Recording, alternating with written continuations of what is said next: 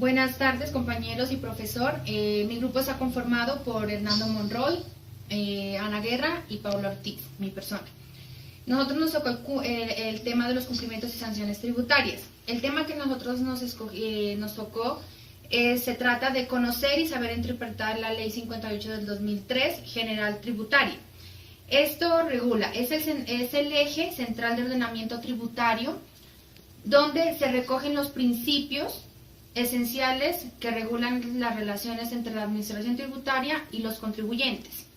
Esta norma fundamentalmente de nuestra fiscalidad es la tarea obligatoria de todos los profesionales, ya sean abogados, economistas, gestores administrativos, graduados sociales, etc., que se familiarice con la normativa fiscal del desempeño de sus funciones con la eficacia, eficiencia y la diligencia debida. Les voy a hablar de la sanción por evasión pasiva que habla en el artículo 658.2. Las personas o entidades que realicen pagos a contribuyentes y no realicen el correspondiente costo o gasto dentro de su contabilidad, o estos no se hayan sido informados a la administración tributaria existiendo una obligación de hacerlo, o cuando ésta lo hubiera requerido, sean sancionados con una multa equivalente al valor de un impuesto teórico que hubiera generado tal pago, siempre y cuando el contribuyente beneficiario de los pagos haya omitido dicho ingreso de su declaración tributaria. Otro de los puntos es relativas al incumplimiento en la obligación de inscribirse en el RUT y obtención en el NIT. El artículo 658.3 nos habla de esto. Sobre el estatuto tributario, dice: no inscribirse al RUT antes o al inicio de la actividad clausura el establecimiento por un día, por un mes o una fracción de retraso y multa por una VT. Por cada día el retraso del establecimiento, no exhibir el lugar visible o certificación del RUT, por responsable régimen simplificado. Eso da para la clausura del establecimiento por 3 días, por no actualizar información por parte de las personas o entidades inscritas al RUT dentro de los 3 meses siguientes. De hecho, multa de una VT por cada día de retraso en la actualización, 2 VT por cada día de retraso. Las sanciones relativas a las certificaciones de contadores públicos, sanción por violar las normas que rigen la profesión. Dice el artículo 659 que el contador público, auditor, revisor fiscal que lleven contabilidad, estados financieros certificados y no sean reales. Bueno, ese artículo del 659 se refleja a que la realidad económica, de acuerdo con los principios de contabilidad generalmente aceptados, que no coincidan con los asientos registrados en los libros o emitan dictámenes u opiniones sin sujeción a las normas de auditoría generalmente aceptadas, que sirvan en base para la elaboración de declaraciones tributarias o para soportar actuaciones ante la administración tributaria, incurrirán en términos a la ley de la 43 de 1993. Las sanciones como tal para estas personas, para estos profesionales que omitan la ley, se traerá multa para los profesionales, sanción en el trabajo donde estén llevando sus labores y cancelación de la tarjeta profesional. Vamos a hablar del artículo 640, que es de la sanción de las facultades que firman las declaraciones tributarias, certificados, pruebas con destino a la administración tributaria. Una de las facultades de los contadores es hacer los balances anuales de las empresas que los contratan para trabajar en las declaraciones tributarias. Esto es un balance de los que nosotros tenemos que realizar o tienen que realizar los contadores y tener con los activos y pasivos, de los cuales no se pueden equivocar al hacer el balance. ¿Por qué? Porque si tienen que pagar o pagan más de lo que es o pagan menos de lo que es, se están cometiendo un delito, una irregularidad en diligenciar el estado financiero. De igual de esto tendrían unas sanciones que les dicta la administración pública por equivocarse. Primero, si tienen un error o algo cometen, va sancionado por primera vez va sancionado 1 año, por segunda vez va sancionado 2 años, por tercera vez e inmediatamente le suspenden la tarjeta profesional. En los balances ellos hacen su respectivo balance e igualmente colocan su tarjeta profesional para que certifique de que eso lo hizo un contador ya con experiencia. Estas sanciones estarán dispuestas mediante una resolución al administrador de impuestos respectivo contra la misma.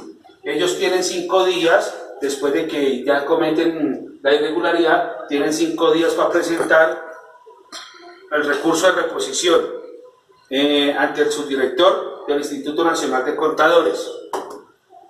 De igual manera, estas son las sanciones.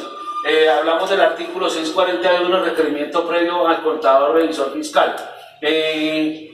La DIAN notifica un requerimiento previo al revisor fiscal que tiene que contestarlo dentro de los 5 días siguientes, debe contestar a los cargos. Al contador tiene un mes para responder y aportar las pruebas que tenga suficientes para el caso de que se hayan equivocado o que hayan presentado un estado financiero equivocado. En las consecuencias de las sanciones. Las consecuencias de las sanciones, en el artículo 641, una vez se agote la vía gubernativa de la administración tributaria, informará a las cámaras de comercio, entidades financieras del país y oficinas del impuesto el nombre del contador, sociedad de contadores o firma de contadores que ha sido sancionado para que no pueda ejercer más ni haya nada ya después de que le hayan retirado una tarjeta profesional y su cédula para ser partícipe como contador público en alguna empresa. Artículo 663. Sanción por gastos no explicados. Una de las sanciones que le pueden ser impuestas a un contribuyente por parte de la Administración de Impuestos es la sanción por gastos no explicados, sanción que es igual al 100% de los gastos que no se expliquen o se expliquen de forma insuficiente. Esta sanción se fundamenta en el supuesto de los gastos, compras, costos y gastos del contribuyente, que deben ser iguales a los ingresos más los pasivos adquiridos, algo que resulta más que obvio, puesto que la única forma de adquirir recursos para gastar es precisamente obteniendo ingresos y endeudándose. Artículo 664. Sanción por no acreditar el pago de los aportes para fiscales. Consiste en el desconocimiento de la deducción de los pagos laborales por el no pago de los aportes, no solo para fiscales, sino los relacionados con la seguridad social. Recordemos que la declaración de renta se debe presentar en 3 momentos. Uno, antes del vencimiento de la fecha límite fijada para declarar, el otro es en la fecha límite fijada por el gobierno para declarar y el tercero es después de la fecha límite también fijada por el gobierno para declarar. El impuesto a la renta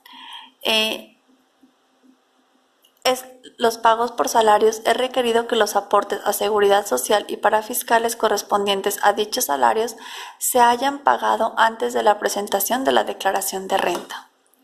Artículo 667. Este artículo trata de la sanción por no expedir certificados. Los agentes de retención. Hay una multa del 5% del valor de los pagos o abonos correspondientes a los certificados no expedidos. Igual, entidades que no certifiquen la parte no gravable de los rendimientos financieros. Y si compensa antes de la resolución, la sanción se reduce al 30%. Si compensa 2 meses después de la resolución, la sanción se reduce al 70%. El artículo 669. Este trata de la sanción por omitir ingresos o servir de instrumento de evasión. Los hechos sancionables serían la omisión de ingresos o impuestos generados por las operaciones gravables de bienes, activos o actuaciones susceptibles de gravamen. No inclusión de la totalidad de retenciones a efectuar o efectuarlas y no declararlas o efectuarlas por un valor inferior. La inclusión de costos, deducciones, descuentos, excepciones, pasivos, impuestos descontables, retenciones o anticipos inexistentes o inexactos. Esta multa se impondrá por el administrador de impuestos nacionales, previa comprobación del hecho y traslado de cargos al responsable por el término de 1 mes para contestar. Artículo 665. Responsabilidad penal por no consignar las retenciones en la fuente y en el IVA. No pagar las retenciones en la fuente que se practiquen o el IVA que se recaude conlleva una responsabilidad penal sancionable con privación de la libertad. Muchos contribuyentes ignoran la gran responsabilidad que acarrea el no pagar las retenciones y el IVA, o aún conociendo la gravedad del asunto, simplemente lo ignoran.